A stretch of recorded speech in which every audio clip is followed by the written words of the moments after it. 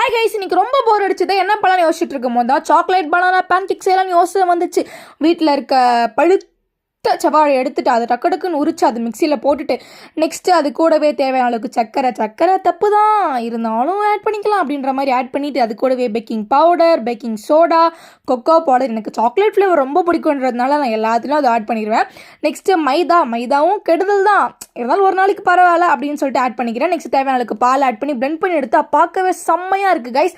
So இதை நம்ம என்ன பண்ண போகிறோம் அப்படின்னு பார்த்தீங்கன்னா, ஸ்டவ் வந்து எனக்கு பற்ற வைக்க தெரியாது. ஸோ எங்கள் அம்மாவை பற்ற வைக்க சொல்லிவிட்டு அது அந்த பேன் அதில் வச்சுட்டு நம்ம தோசை ஊற்றுற மாதிரி குட்டி குட்டியாக கொஞ்சம் ஊற்றி எடுத்தோம் அப்படின்னா அழகான பேன் கேக் வந்துடும். அதில் நான் டிசைனாக பண்ணி பேன் கேக்கு ஹார்ட்லாம் ட்ரை பண்ணேன், ஏதோ வந்துச்சு.